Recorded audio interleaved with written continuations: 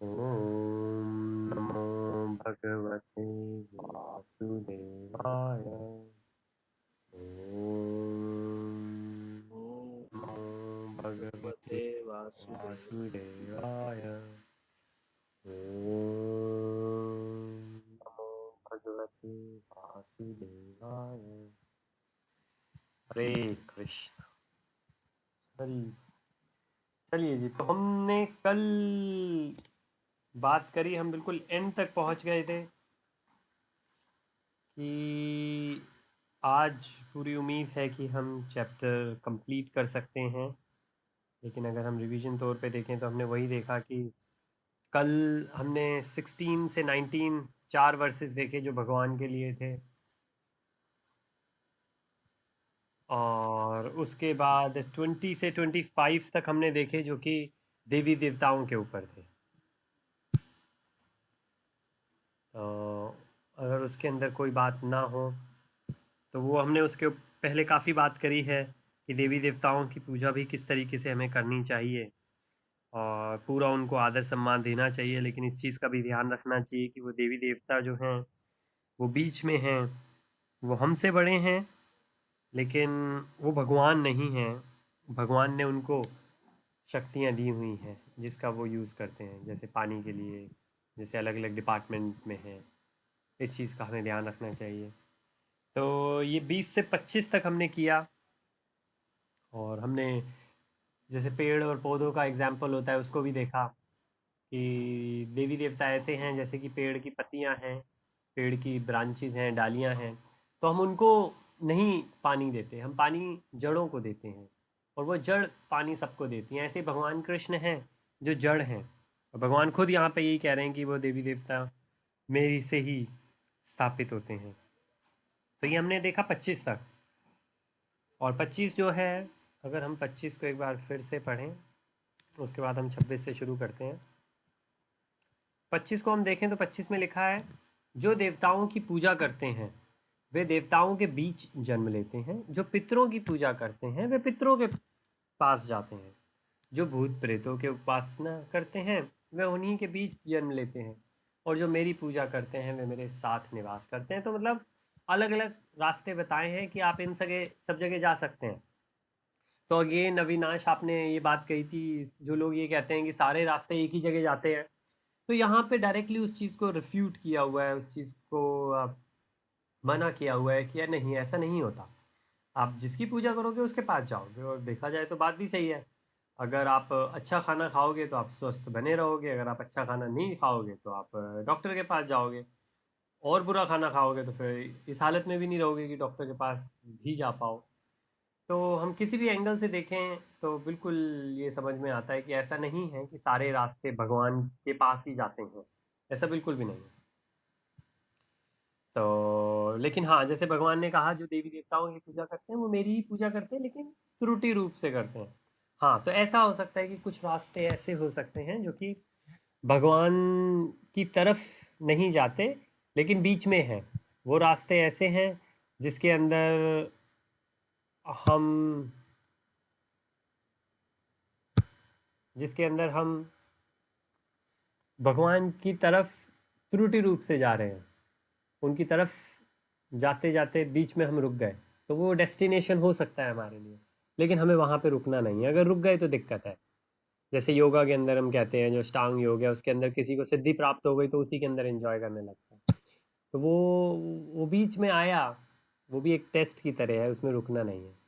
चलिए, अब अगर हम 26 से शुरू करें, और ये अब आखिरी में रहेंगे, जिसके अंदर हम देखेंगे कि भगवान क्या बताते हैं भक्ति मार्ग के बारे में, कि जो मेरे पास आते हैं, क्योंकि भक्ति मार्ग के ऊपर ही है ये पूरा, कि जो मेरे पास आते हैं कैसे, वो कहाँ जाते हैं, क्या करते हैं, कैसे होते हैं।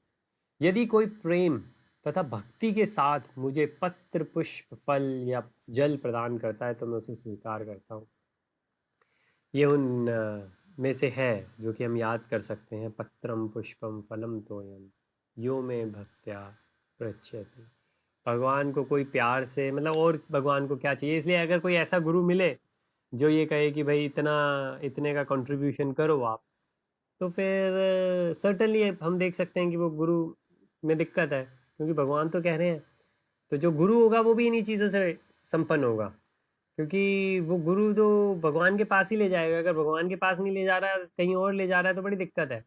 इसलिए ऐसा कोई भी अध्यात्म जिसके अंदर पैसे आ जाएं तो कॉशियस हो जाना चाहिए, सावधान हो जाना चाहिए कि भाई कहीं तो कुछ गड़बड़ है यहाँ पे। क्योंकि भगवान तो पत्रम पुष्पम फलम तोयम, जो जल होता है उसी से अच्छे बने रहते हैं। तो इसके अंदर भी अगर हम देखें बहुत सारी चीज़ें हैं, लेकिन कहने का यही मतलब है कि भगवान की जो वो मन से की जाती है। मन लगाकर आप, अगर आप इनमें से भी कोई चीज़ दे दोगे भगवान को, तो भगवान उसको भी एक्सेप्ट कर लेंगे।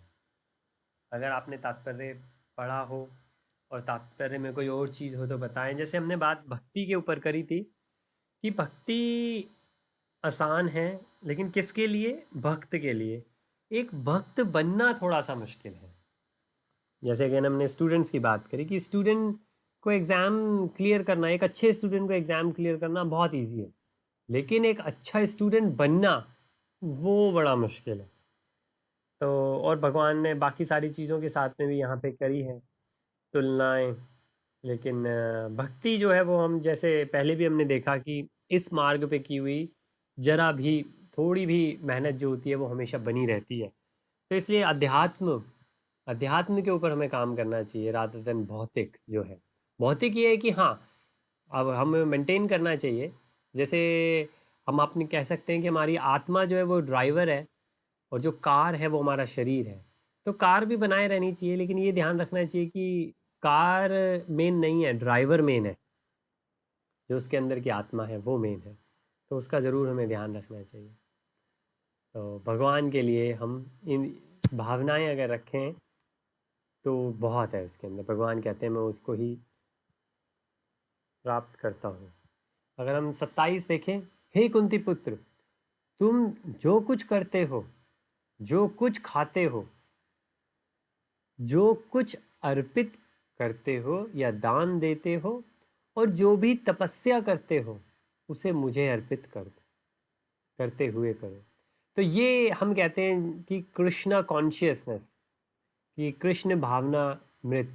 क्या मतलब है उसका? कि जो भी कर रहे हो वो काम तो करते रहोगे, लेकिन उससे मुझे अर्पित करते हुए करो। अब भगवान को तो नहीं चाहिए, ऐसा तो कुछ नहीं है कि भाई हम खाना बनाएं और भगवान वेट कर रहे हैं, हम खाना खिलाएंगे भगवान को तभी भगवान का पेट भरेगा। ऐसा नहीं है। भगवान तो लिख चुके हैं यहाँ पे कि भाई मेरे तो पत्रम पुष्पम फलम तोयम में ही काम हो जाएगा, मुझे क्या और चाहिए। लेकिन कहने का यही मतलब है कि भगवान को हर चीज़ में लगाकर कैसे लगा सकते हैं। अब हम अगर कुछ, जैसे अपनी हमारी इंद्रियां हैं, जो भी हम जीवन जीते हैं वो इंद्रियों से जीते हैं। इंद्रियां खत्म, जीवन खत्म। अगर हम सोच के देखें तो इंद्रियों से हम जिस भी कार्य में लग रहे हैं, उस कार्य के अंदर हम भगवान को डाल दें। तो जैसे हमने कहा हम खाना खाते हैं, तो हम ये ना सोचें अपने पेट भरने के लिए खाना खा रहे हैं, हम भगवान के लिए खाना बना रहे हैं, भगवान को ऑफर करेंगे खाना, भगवान का भोग लगा, फिर वो प्रसाद बना, फिर अपने शरीर के लिए हम मेंटेन करने के लिए उसको खा रहे हैं। ये नहीं कि हम मार्केट से हमें मालूम नहीं क्या चीज़ उसके अंदर डली है, कैसी डली है, कितनी शुद्ध है, और कहीं से भी ला के हम कुछ करते हैं। इसलिए बाहर से लाया हुआ खाना जो हमारे अपने घर में नहीं बना, हमें नहीं मालूम उसमें क्या डला है। वो शुद्ध किसी ने मन से बनाया, शुद्ध हाथों से बनाया, शुद्ध इंग्रेडिएंट्स जो उसमें बने हैं, उसको हम ऑफर ही नहीं करते, भगवान को ऑफर नहीं करते अगर बाहर की कोई चीज़ लाते हैं तो। और इसलिए बहुत ही कम भक्त बाहर जाकर भी खाते हैं। अदरवाइज कोशिश यही होती है कि घर पे ही खाओ। तो मैं जब मस्कट में था तो एक प्रभु जी के साथ में थे। अभी अपने ऋषि ऋषि आए हैं, हरे कृष्ण ऋषि, बहुत अच्छा लगा आप आए।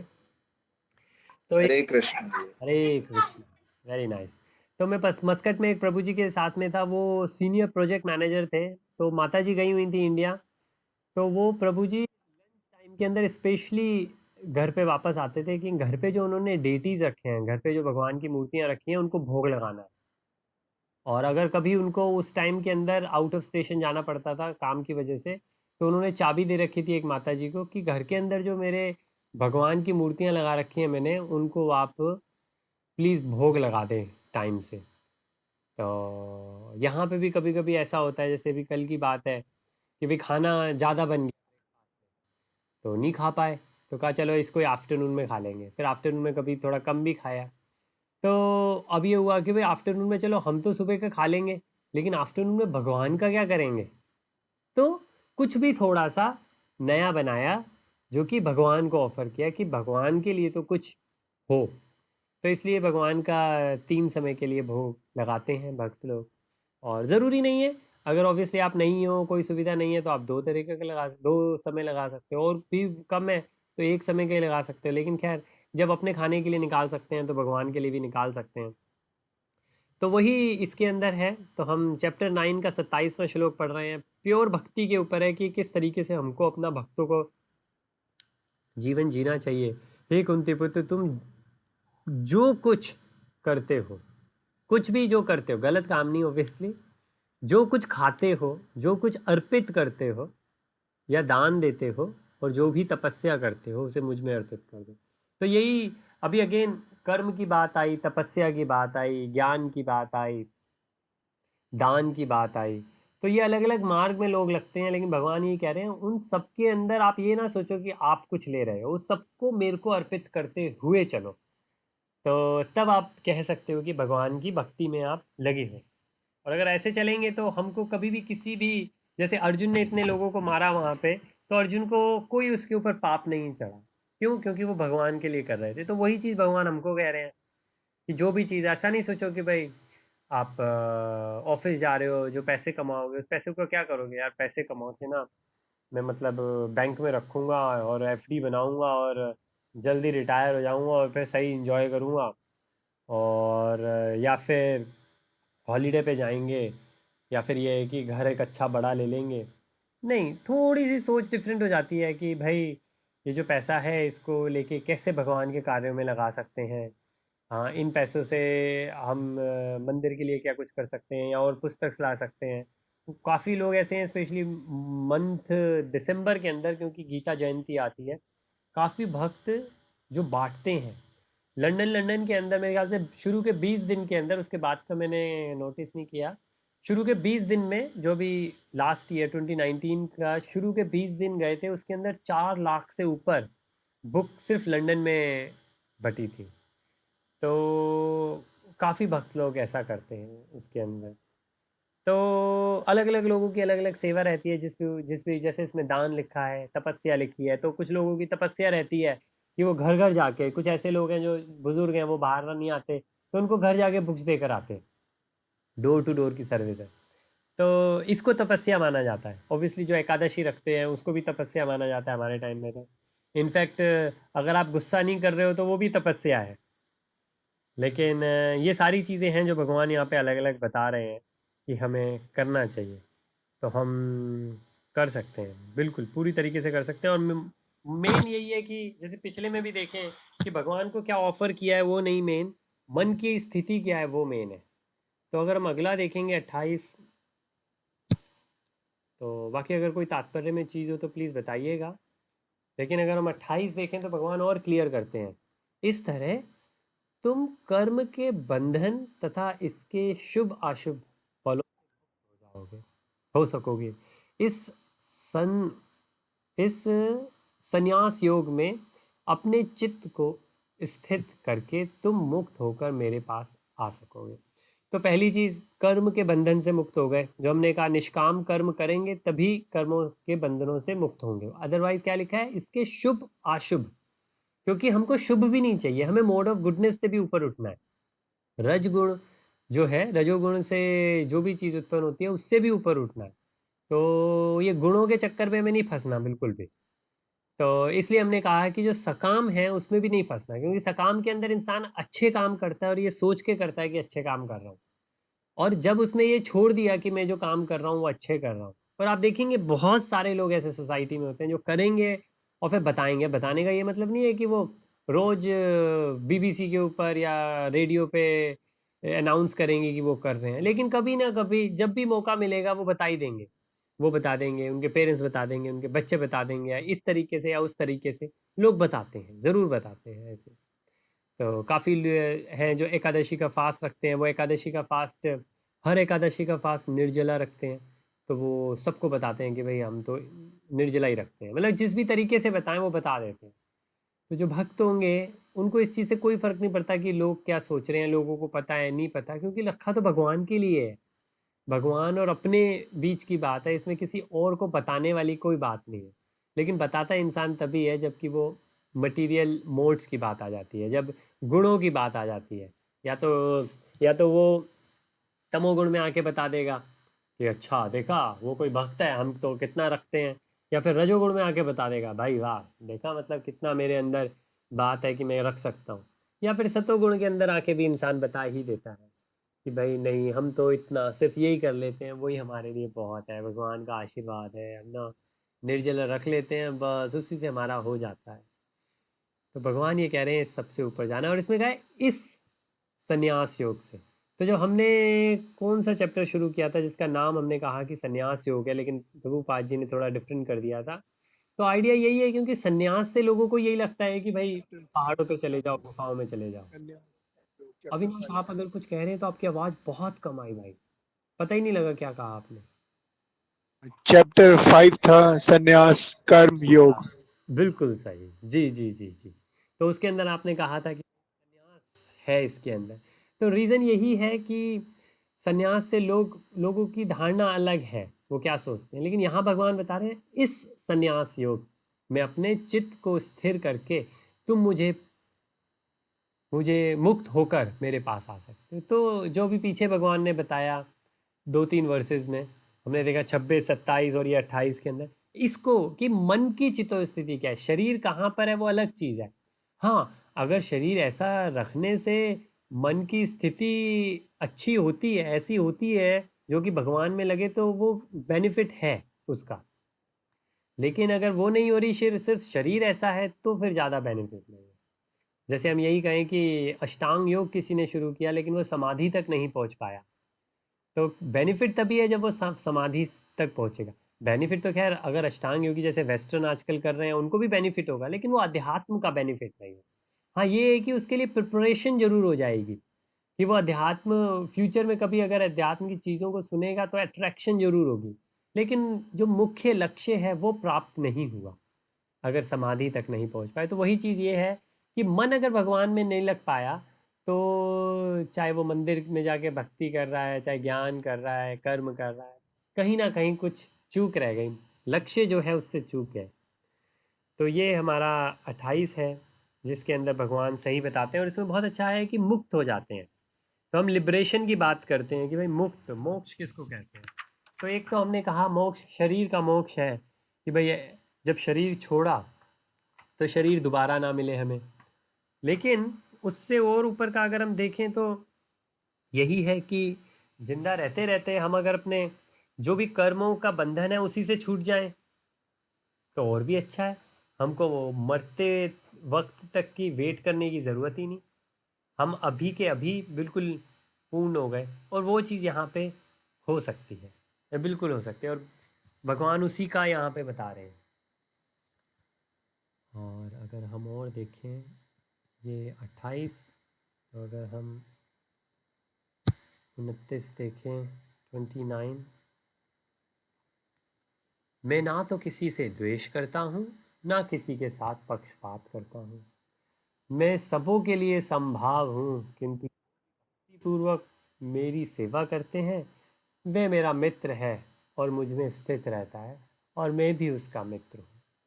तो देखें यहाँ पे भगवान ने साफ साफ कहा, और यही वजह है कि हम ये नहीं कह सकते कि भगवान ने कोई पांडवों का साथ दिया या दुर्योधन के खिलाफ गए भगवान, नहीं। भगवान ने धर्म का साथ दिया और अधर्म के खिलाफ गए, तो उसके अंदर कोई भी हो सकता है। और यही भगवान हमको भी शिक्षा देते हैं। अगर देखा जाए तो अगर इंसान इस तरीके से सोचे तो सारा करप्शन ख़त्म हो जाए। अगर पॉलिटिशियन जैसे पहले होते थे, पहले जो भी लोग, जैसे हमने कहानी सुनी अमरीश महाराज की, जब दुर्वासा मुनि आए अमरीश महाराज, उन्होंने कहा कि भाई व्रत मत खोलो, मैं नहा कर आता हूँ, साथ में व्रत खोलेंगे। और अमरीश महाराज वेट कर रहे थे क्योंकि उनका टाइम निकला जा रहा था जिस टाइम पे उनको व्रत खोलना होता है। तो उन्होंने क्या किया अमरीश महाराज ने, वो एक क्षत्रिय थे, तो उन्होंने क्या किया, उनके पास में जो ब्राह्मण्स थे उनसे पूछा कि मुझे क्या करना चाहिए। क्यों? क्योंकि ब्राह्मण्स जो हैं उन्होंने शास्त्र पढ़े होते हैं कि वो शास्त्रों से कुछ बताएंगे, और उन्होंने बताया भी कि भाई शास्त्रों में पानी को, जल को खाना माना भी गया और नहीं भी माना गया। तो अगर आप इसको ले लो तो आपका फास्ट खुल भी गया और नहीं भी खुला। तो पहले ऐसे ही होता था, राजा लोगों को अगर दुविधा आती थी तो वो ब्राह्मणों से पूछते थे, राय लेते थे उनकी, जो राज ब्राह्मण राजगुरु हुआ करते थे। तो अगर आज के पॉलिटिशियंस भी ऐसा करें तो बहुत सारी चीज़ें हैं जो कि समाप्त हो जाएंगी।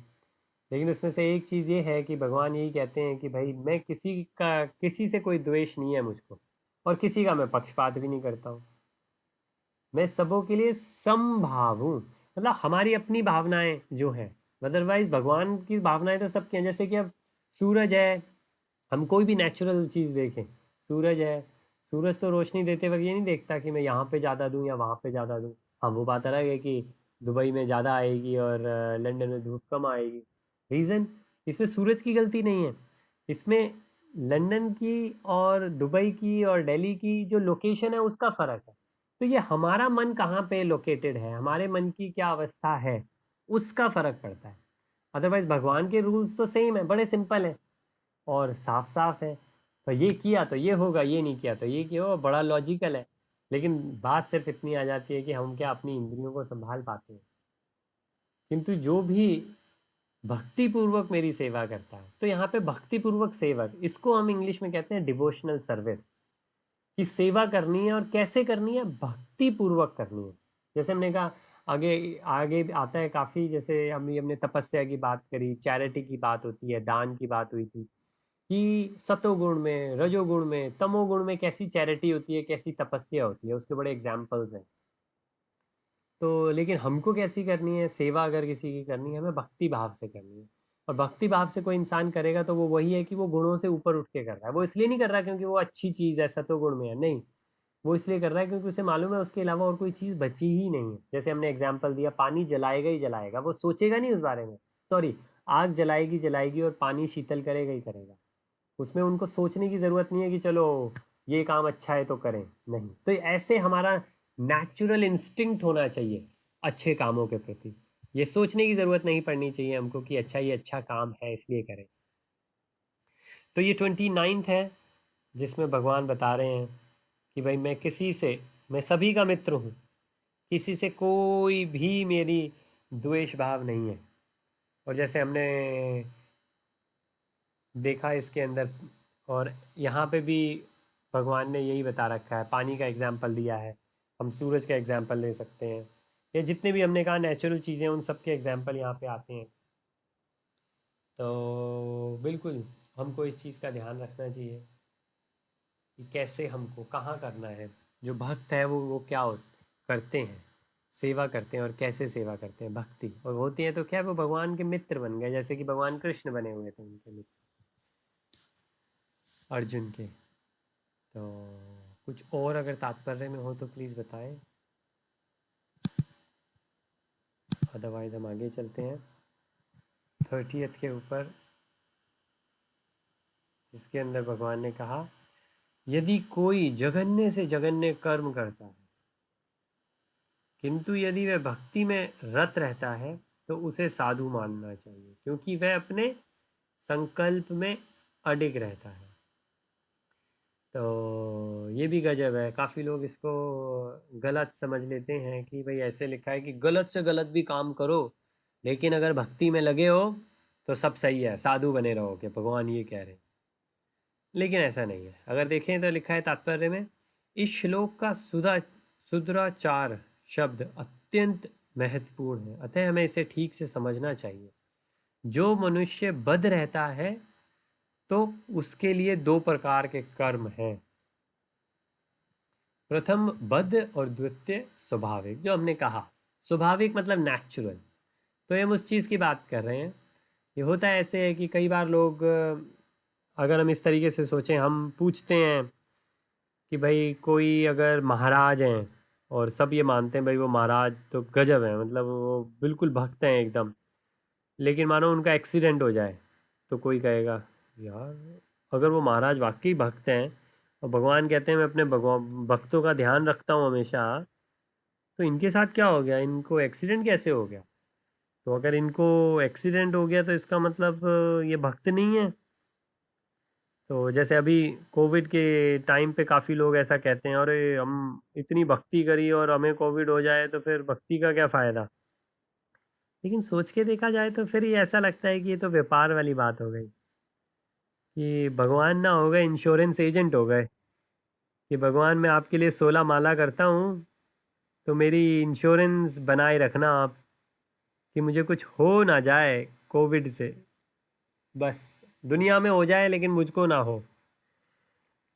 लेकिन जो जिन लोगों की भक्ति पक्की ना हो वो ऐसा सोच सकते हैं, डगमगा सकते हैं, लेकिन जो भक्त होंगे वो समझेंगे कि अगर कुछ भी।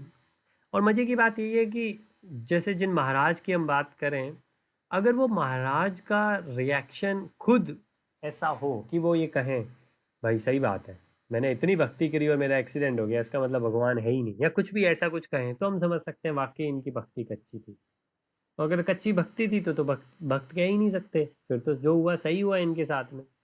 लेकिन जो सही भक्त होंगे वो कभी ऐसे कहेंगे ही नहीं, और वो ये समझेंगे कि ये जो फल मेरे को मिला है ये मेरे ही किसी पुराने कर्मों का मिला है, कि जब भी मेरे साथ में कुछ हुआ उस टाइम पे मेरे को फल नहीं मिल पाया, वो अब मिला। जैसे हमने अलग अलग बात करी कि भाई 2015 का अनाज, 2017 का अनाज, 2017 18 सारे अनाज अगर आप एक कमरे में भरते रहोगे और नीचे टूटी लगा रखी है, नल लगा रखा है, उसमें से अनाज निकाल रहे हो आप, तो ज़रूरी नहीं है जो कल अनाज डाला था वही आज निकले। हो सकता है 6 महीने बाद निकले वो अनाज जो आपने डाला है। और देखें तो होता भी ऐसे ही है। हमारी अपनी जॉब के अंदर देख लीजिए, हम 1 महीना काम करते हैं तो फिर हमको जाके पैसे मिलते हैं। अगर किसी की जॉब चली जाए तो उसके बाद भी उसको काफ़ी महीनों तक पैसे मिलते रहते हैं, डिपेंड कौन सी कंट्री में, किस कंपनी में क्या है। लेकिन ऐसा नहीं है कि आज का कमाया आज ही खाएंगे, नहीं। तो वैसे ही भक्ति में है कि आपको आपके कर्मों के जो फल हैं वो तो मिलेंगे ही मिलेंगे, मिलने भी चाहिए, क्योंकि नहीं मिलेंगे तो फिर वो हम साथ लेके जाएंगे तो हमारी मुक्ति नहीं होगी। तो अच्छा है वो जितने पुराने कर्म स्पेशली हैं वो निकल जाएं। तो जैसे भगवान ने कहा कि नए कर्म बनते नहीं और पुरानों की शुद्धि हो जाती है, तो ऐसे करेंगे तभी हम मुक्त हो पाएंगे। तो उसी के अंदर भगवान इस तरीके से कह रहे हैं कि वो भक्ति में रत रहता है, ऐसा नहीं कि ये गलत कर्म करता रहता है। लेकिन अगर गलत कर्म हो गया या किसी पुराने गलत कर्म का रिएक्शन उसे आ गया लेकिन भक्ति में लगा रहा है, तो फिर वो सही रहेगा, उसको आप साधु ही मान सकते हो। लेकिन आजकल के गुरुओं को इसमें नहीं हम कर रहे कि वो कुछ भी करते रहें, ये मतलब नहीं है इसका। और इसको अगर हम तात्पर्य में पढ़ेंगे तो और अच्छे से समझ सकते हैं। लेकिन मेन जो चीज़ है वो भगवान ने इसमें यही बताया है कि हमें ध्यान रखना चाहिए इसका, कि भक्त जो है वो गिर नहीं सकता, भक्ति मार्ग में वो लगा रहता है भक्त। तो अगर हम अगला देखें 31, अभी आखिरी के 4 वर्सेस हैं इसमें। तो वह तुरंत धर्मात्मा बन जाता है और स्थायी शांति को प्राप्त होता है। हे कुंती पुत्र, निडर होकर घोषणा कर दो कि मेरे भक्त का कभी विनाश नहीं होता। तो जैसे हमने देखा अभी 2 वर्ष के पीछे भगवान ने कहा कि भाई मैं किसी का पक्षपात नहीं करता हूँ, यहाँ पे अब भगवान कह रहे हैं कि भाई मेरे भक्त का पतन नहीं होता। तो ये दोनों चीज़ें सही हैं या कॉन्ट्राडिक्ट हैं? कभी कभी कुछ लोगों को लगता है कि ये कॉन्ट्राडिक्ट है, लेकिन देखा जाए तो कॉन्ट्राडिक्ट नहीं है। ये बिल्कुल ऐसे है जैसे कि किसी एक कंट्री के अंदर रूल्स बने और पुलिस ने कहा कि भाई भाई देखो हमारे रूल्स जो हैं वो सबके ऊपर लागू होते हैं, चाहे वो मिनिस्टर का लड़का हो, चाहे झोपड़ी में रहने वाला लड़का हो, सबके लिए सेम है रूल्स। तो अब किसी ने ओवर स्पीडिंग करी, उसको पकड़ लिया, उसको फ़ाइन दिया। कहते हैं बाबू बताओ मुझको क्यों फ़ाइन कर रहे हो आप, वो दूसरा जो झोपड़ी वाला वो साइड में खड़ा हुआ है उसे क्यों नहीं फ़ाइन कर रहे? आप कह रहे हो सबके लिए रूल सेम है। कहते हैं, रूल सेम है ना, आपके गलत एक्शन का रिएक्शन गलत हुआ। और ऐसे ही अगर कोई है, मानो उसने नोबेल प्राइज़ विन कर लिया, दूसरा कोई आके कहे भाई उसको क्यों नोबेल प्राइज़ दे रहे हो, आपने कहा रूल सबके लिए सेम है मुझको भी दो। और लंदन में एक जगह पर्सनली मेरे सामने हैं, उन्होंने कहा कि भाई हम यहाँ पे एक रूल आया कि जो डिसेबल हैं लोग, उनके लिए आपको कुछ सुविधा बनानी पड़ेगी। अगर आपकी बिल्डिंग के अंदर सीढ़ियाँ हैं तो वो जिस तरीके से ऊपर आते हैं चढ़ के, वो नहीं आ पाते हैं, तो व्हील चेयर के लिए आपको जगह बनानी पड़ेगी। तो उन्होंने कहा मेरा तो पता नहीं 20-25 हज़ार पाउंड का नुकसान है इसके अंदर। तो कहते कि भाई क्यों वो ऐसा कह रहे हैं, क्योंकि कह रहे हैं कि वो डिसेबल को भी आपको राइट देना पड़ेगा, कि उसका राइट है कि वो आपके उसमें आ सके, रेस्टोरेंट में खाना खाने आ सके। तो वो क्या कहते हैं, ओनर जो थे वो ये कहते कि मतलब मेरे सामने की बात है, वो बता रहे थे, कहते कि मैं भी जाऊंगा, क्योंकि जो डिसेबल होते हैं उनको बैच मिलता है कि वो कभी जहाँ पे पार्किंग होती है उनके लिए रिजर्व होती है, और बिल्कुल एंट्रेंस के पास होती है, ताकि उन्हें चलना ना पड़े। वो कहते हैं मेरे को भी बैच चाहिए, फिर मैं भी बैच लूँगा। जब कह रहे हैं कि इक्वल राइट्स की बात हो रही है, कह रहे हैं उनको इक्वल राइट है कि वो हमारे साथ आके बैठ के खा सकें, उनके लिए ये बनाओ वो बनाओ। और उनके लिए जहाँ पे रिसेप्शन है, रिसेप्शन को भी थोड़ा सा नीचे करो, क्योंकि वो लोग व्हील चेयर पे बैठे हैं। तो आप अगर ऊपर खड़े हो तो ऐसा लगेगा आप ऊपर से नीचे देख रहे हो उनकी तरफ, तो उनके लेवल का रिसेप्शन बनाओ। कहते जब इतना सब कुछ कर रहे हैं उनके लिए, तो उनके लिए जो हो रहा है बैज मिल रहा है वो हमें भी मिलना चाहिए। तो बड़ी गजब। तो अगर हम इस वर्ड्स को देखें तो ऐसा लगता है यही बात तो कर रहे हैं वो, बिल्कुल यही बात करी उन्होंने, कि भाई गजब है, ये तो ऐसा कैसे हो सकता है। निडर होकर घोषणा कर दो कि मेरे भक्त का कभी विनाश नहीं होता। तो जैसे वहाँ पे जो उन्होंने कही रेस्टोरेंट के ओनर ने, गलत चीज़ थी वो। ऐसे ही अगर कोई ये कंपेयर करे कि भगवान वहाँ पे कह रहे हैं मैं पक्षपात नहीं करता हूँ, यहाँ कहते हैं कि मेरे भक्त का विनाश नहीं होता। तो भक्त, भगवान ने कहा मेरा भक्त मेरे लिए प्रिय है, वो मेरा मित्र, मैं उसका मित्र। तो कोई अच्छा करेगा तो अच्छा ही होगा, कोई बुरा करेगा तो बुरा ही होगा। ठीक है ना, इसमें भगवान किसी के साथ पार्शियल नहीं है कि कोई अच्छा कर रहा है तो उसको नीचे गिरा दें, जैसे कि कोई रेफरी हो, वो पार्शियल हो जाए, कोई किसी ने गोल किया उसको इनवैलिड कर दे।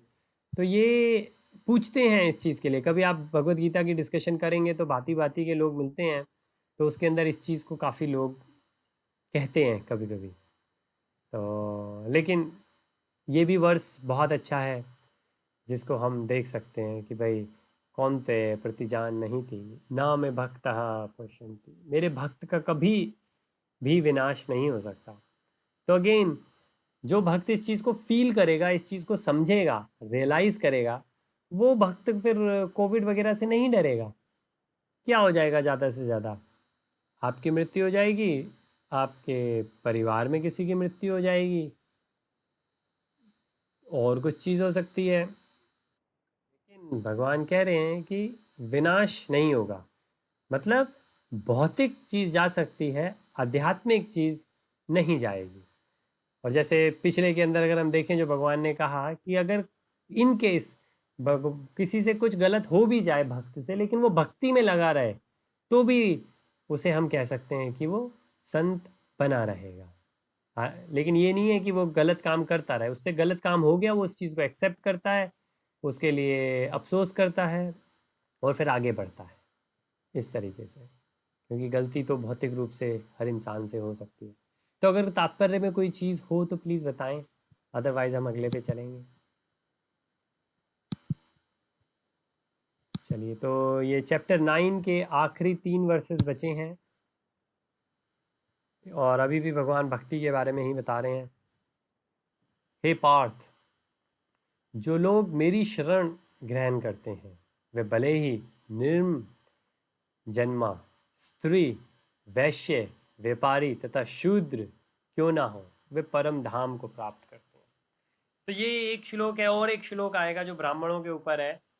लेकिन जो हमने एक देखा भी, ब्राह्मण, हाथी, कुत्ता, चांडाल, कि जो इन चारों के अंदर भेदभाव नहीं करता। तो कहने का ये मतलब है कि भगवान यहाँ पे भी यही कह रहे हैं कि भक्ति में अगर कोई लगा है, भगवान की शरण में कोई आ गया, तो फिर उसके लिए ये सारी चीज़ें इम्पोर्टेंट नहीं है कि इंसान कौन है। बिल्कुल, जैसे हमने हरिदास ठाकुर जी का एग्जाम्पल देखा था। हरिदास ठाकुर जी मुसलमान थे, तो उनके पास उन स्त्री भेजी कि भाई उनका नाम खराब हो गया, उनका चरित्र खराब हो जाए। तो उन्होंने, उनको ऐसा लगा ही नहीं कि कोई ऐसे कोई वेश्या मेरे पास आई है। तो उन्होंने कहा नहीं, मेरे को आपका संग चाहिए। तो उन्होंने कहा आप बैठो, मेरी माला ख़त्म हो जाए। तो वो माला इतनी करते थे, तो पहले दिन, दूसरे दिन, तीसरे दिन वो हर दिन यही कहते थे मेरी माला ख़त्म हो जाए। वो बैठती थी वहाँ पे, इंतज़ार करती थी।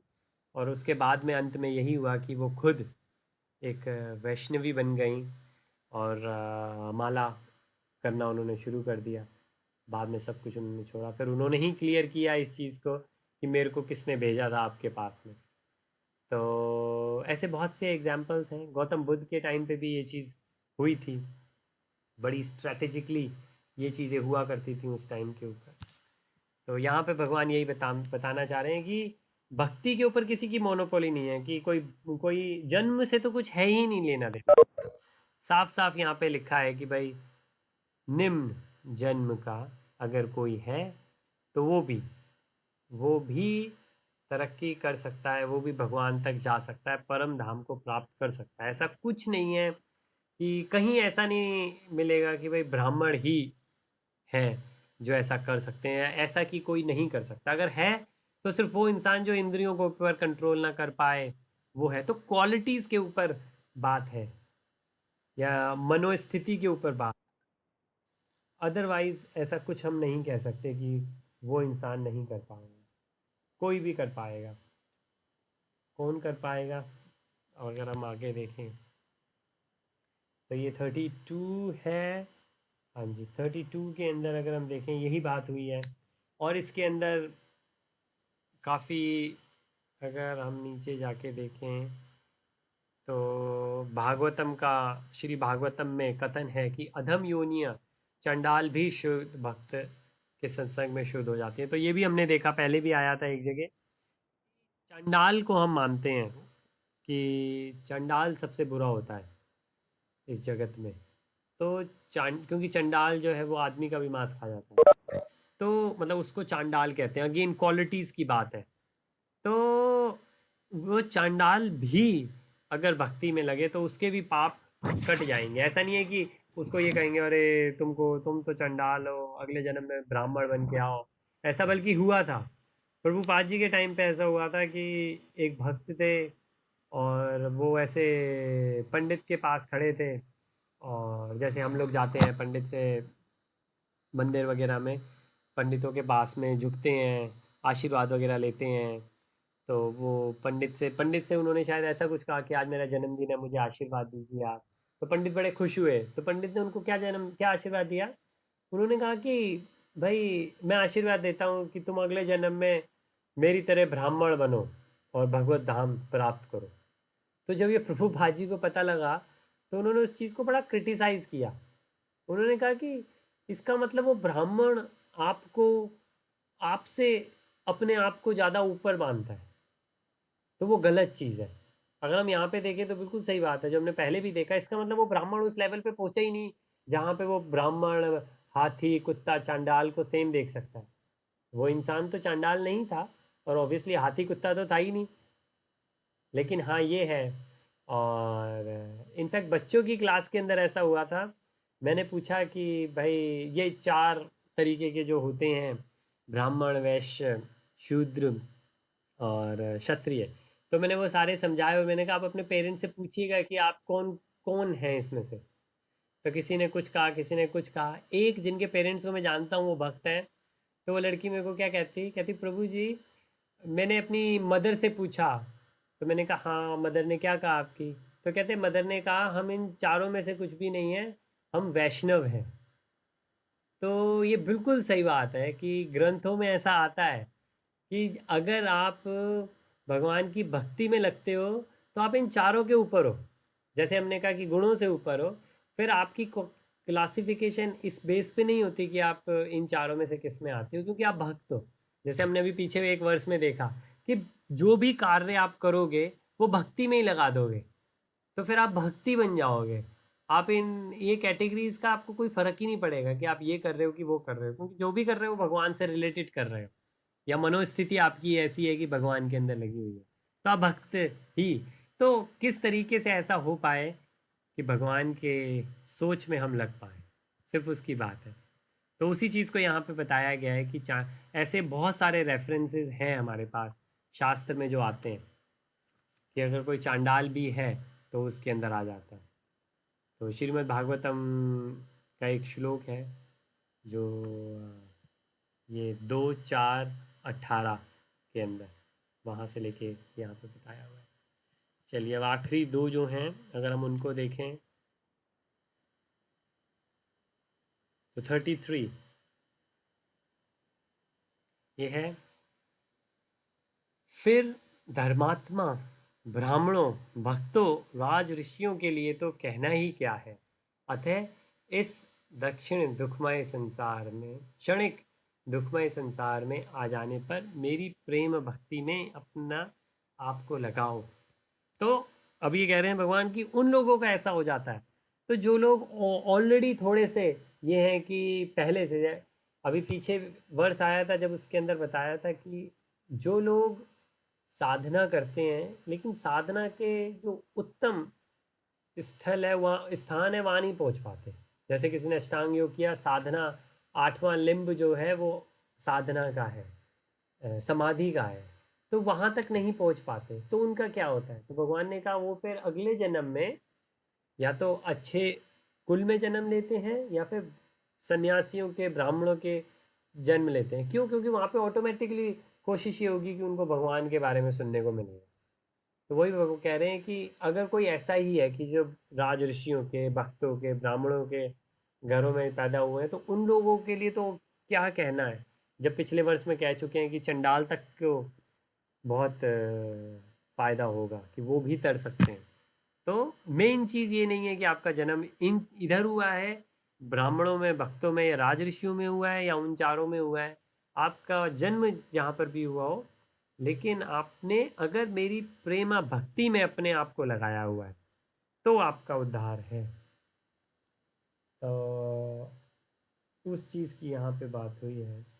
और अगर हम संस्कृत को देखें, संस्कृत भी गजब है इसके अंदर कि सुखम लोकम राज ऋषि तथा कि हाँ, जो राज ऋषियों की हम बात कर रहे थे, जो अमरीश महाराज ने राज ऋषियों से पूछा हमें क्या करना चाहिए, तो वो लोग होते हैं जिन्होंने ग्रंथ पढ़े हुए हैं।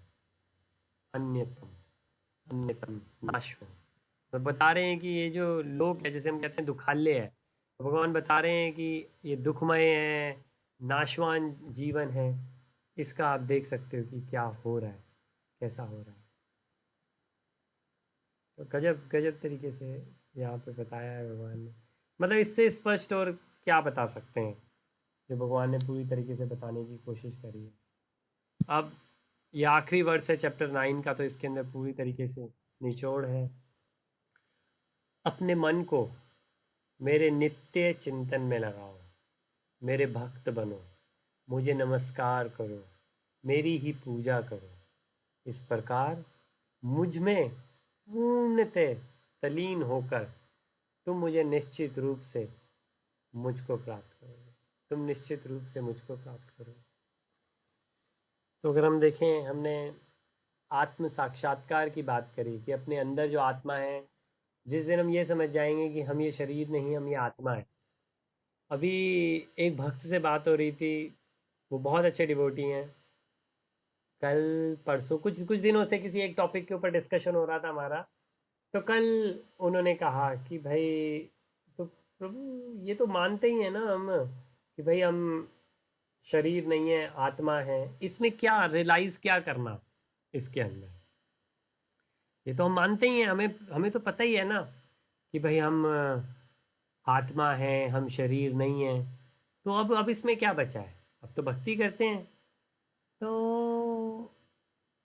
मैंने यही कहा कि प्रभु जी शायद ऐसा नहीं है। जब मैं विपश्यना करने गया था तो वहाँ पे दो वर्ड्स हैं जो बहुत डिस्टिंक्टली, मतलब बहुत अलग रूप से यूज़ करते हैं उन दो वर्ड्स को। और कि कभी भी आप अगर इन दो वर्ड्स को साथ में यूज़ करोगे तो आप देखोगे कि बहुत बहुत अंतर आ जाता है आपकी बात में। और वो कौन से शब्द हैं? वो ये हैं कि मैं ये मानता हूँ या मानता हूँ। तो मानने में और जानने में बहुत फर्क है। मानना तो ऐसा हो गया कि किसी ने बताया और मैं मान गया। कहते हैं ना, मैंने उसे मना दिया, कि किसी ने आपको मना दिया। आपको पता नहीं लगा, आप जाने नहीं हो कि वो चीज़ सच है, आपको पता नहीं है कि बाहर सूर्य निकल रहा है, लेकिन किसी ने समझा दिया, देखो इतने टाइम के ऊपर उठे थे, इतने टाइम के ऊपर जगे हो तो इतने टाइम का मतलब है, और इस सिटी में हो तो इतने टाइम के ऊपर इस मौसम के अंदर बाहर सूरज होना चाहिए। सामने वाला मान गया, बात तो आप सही कह रहे हैं, वो मान गया। लेकिन खिड़की खोल के देखी तो सूरज दिखा तो पता लग गया। अब वो जान भी गया कि हाँ ये बात सही है। तो मानने में और जानने में जो फर्क है, वो फर्क है कि भाई हमने पढ़ लिया कि हम शरीर नहीं आत्मा है, ये हमने मान लिया क्योंकि भगवान कह रहे हैं और हमारी श्रद्धा है, जो कि बहुत अच्छा है। लेकिन भगवान जो कह रहे हैं आत्म साक्षात्कार हो जाना, वो तब है जब इंसान उस चीज़ को जान लेगा। और अब ये मानने और जानने में फ़र्क क्या आएगा? फ़र्क हमारे रिएक्शन के अंदर आएगा। जब कोई सामने से आके महात्मा गांधी जी को थप्पड़ मारेगा तो क्यों वो दूसरा थप्पड़ आगे कर गाल आगे कर सकते हैं? क्यों कोई अगर आपको गाली दे रहा है तो आप ये सोचो, गाली अब ये मुझको दे रहा है, इस शरीर को दे रहा है, ये बेचारा दुखी है, कितनी तकलीफ हो रही है इसको। या इंसान ये सोचा, नहीं कर दिया ना इसने, मेरे को गुस्सा दिला दिया, उसकी गलती है, मुझको क्यों गुस्सा दिलाया।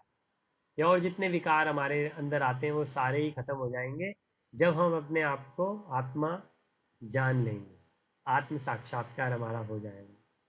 तो ये बहुत फर्क है मानने और जानने में। तो भगवान यहाँ पे जो कह रहे हैं वो यही कह रहे हैं, इस प्रकार मुझ में पूर्णतः तलीन होकर तुम निश्चित रूप से मुझको प्राप्त होगे। कैसे?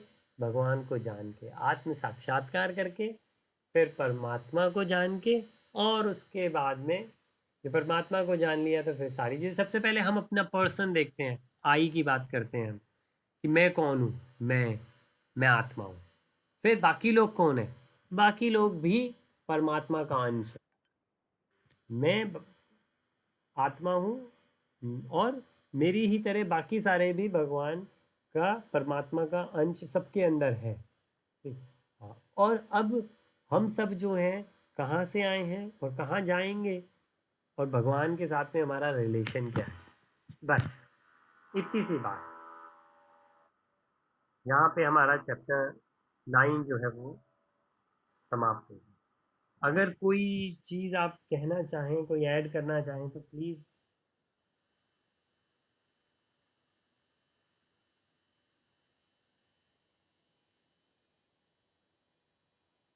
चलिए, अदरवाइज भगवान ने यहाँ पे बहुत अच्छे, बहुत सिंपल रूप में बताया है कि भाई मेरे ही बारे में सोचो, मेरे भक्त बनो, मेरी पूजा करो, और मुझ में ही मन को लगा के रखो।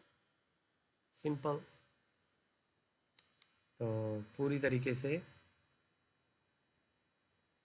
सुधार हो गया। चलिए, अब अगर चैप्टर 9 में ऐसा कुछ नहीं है तो हम बिल्कुल 18 चैप्टर हैं भगवत गीता में, तो बीच के जो 6 चैप्टर हैं हम उसको मानते हैं भक्ति मार्ग में है। देखें तो ये भक्ति के बारे में पूर्ण रूप से बताया जा रहा है। और तो हम 7, 8, 9 3 कर चुके हैं, और भक्ति के 3 और बचे हैं। तो 18 में से 9 हम कर चुके, तो आधी भगवत गीता हमारी समाप्त हो गई। आदि भक्ति योग के जो 6 में से 3 है वो समाप्त हो गए। अब जो आगे है वो भगवान का ऐश्वर्य है। और ये चैप्टर भी अगर हम देखेंगे तो जैसे इसके अंदर 34 वर्सेस हैं, चैप्टर 10 के अंदर करीबन 42 वर्सेस हैं, तो बहुत बड़ा चैप्टर नहीं है जैसे कि काफ़ी और 70 तक हैं, लेकिन इसके अंदर सब भगवान के ऐश्वर्य के बारे में है। क्या है भगवान, क्या क्या है भगवान, ये भी भगवान, वो भी भगवान, सब कुछ भगवान भगवान भगवान। और स्पेशली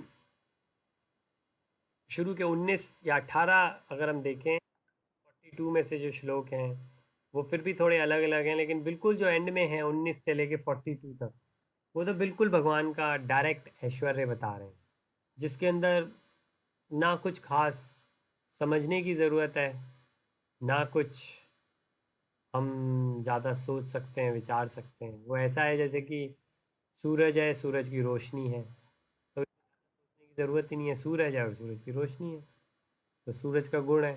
या जैसे हम कहते हैं आग है, और आग के अंदर से जो रोशनी निकल रही है, जो हीट निकल रही है, वो आग से। चलिए, तो अगर कुछ नहीं तो हम बेशक यहीं पे समाप्त करते हैं आज का, और हाँ कल जी भैया, कल करेंगे सबसे बढ़िया। कल करेंगे, हाँ जी। तो हम चैप्टर 10 कल शुरू करते हैं, और कल क्योंकि वेनसडे है तो कल हम 1 घंटा लेट करेंगे प्लीज़, क्योंकि मेरी 1 बजे मीटिंग होती है वेनसडे को, मतलब जो हमारे 1 बजते हैं और जिस टाइम पे हम यूजली करते हैं, तो अगर हम 1 घंटा लेट करेंगे तो सही। और जो इंडिया के 6:30 बजे। इंडिया के 6:30 बजे, हाँ जी। ठीक है सभी को।